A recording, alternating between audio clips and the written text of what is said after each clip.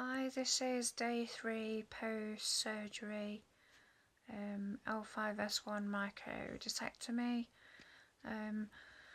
Obviously I'm still in a lot of pain, low back pain. I'm still on my Oxycontin, which is Lontec, 5mg in the morning, 10mg at night, and my amitriptyline nerve pain, 100mg per evening. I'm also on a tablet called Shock Tech, which can be taken every 2 to 4 hours, which apparently is better than morphine. It's like a quick release tablet to take, obviously with the pain that I've got at the moment. I managed to have a shower on day 2 of the surgery. Obviously I'm stiff. I'm starting to walk a bit better now. I've had another shower this morning, so I've got the shower thing figured out. I have to use my walker Zimmer frame, which I bought before my surgery, to help me push myself off the bed, to sit on the bed, to sit on the toilet, to get back up off the toilet, to sit on the sofa, to stand back up off the sofa. I can only really sit on the sofa for about 5 minutes. I'm working that up at the moment. I'm able to walk a little bit more around the house. Obviously still slow. I have to keep doing the log roll. I'm sure many of you have heard of that through other people's videos, where you basically have to roll from your back onto your side, dangle your legs over the bed, and then use your elbow and your hand to push you up. And then obviously I push myself up off the Zimmer frame. I'm not able to cook or anything yet. Obviously that's probably weeks down the line.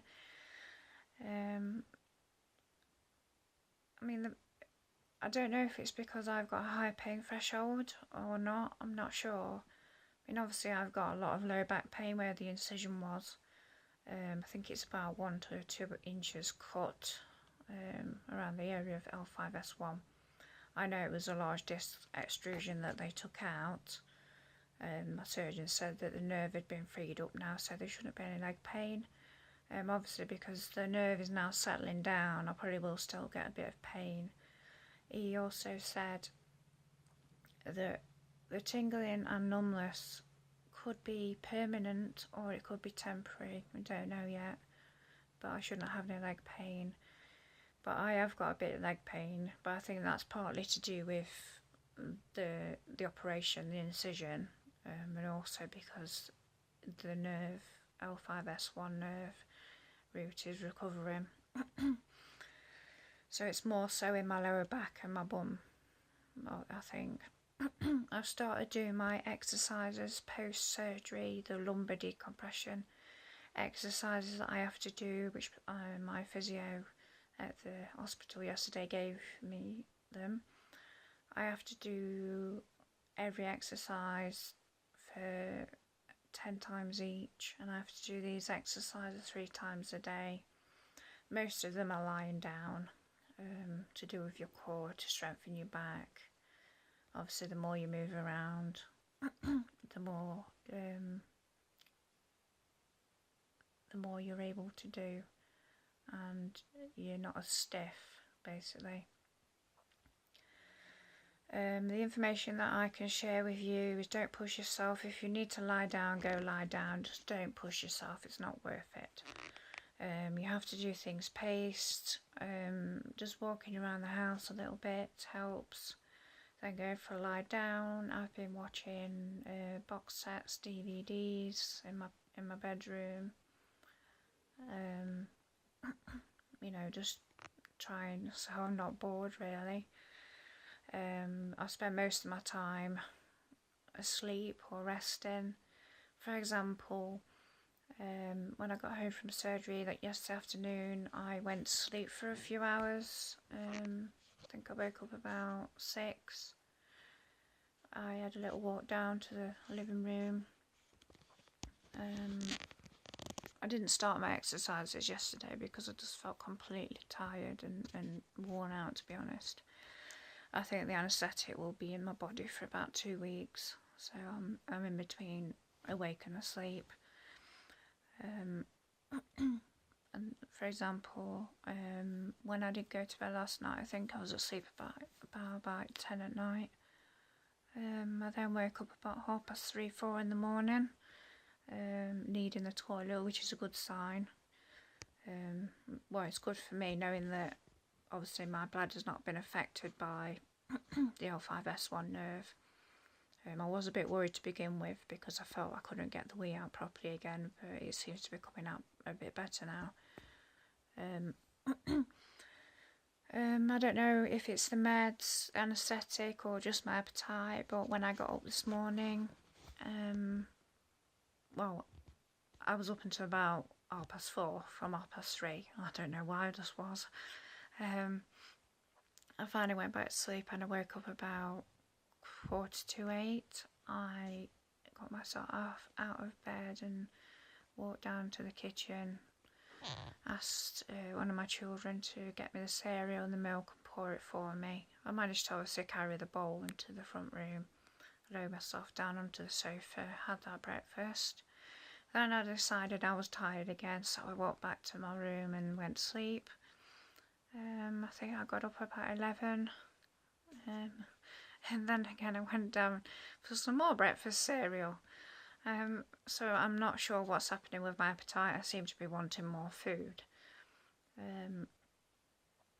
I've had my dinner. Not that you needed to know that. I'm in bed again because I'm tired again. Watching a bit more television, DVDs. All I can say really is just keep it paced.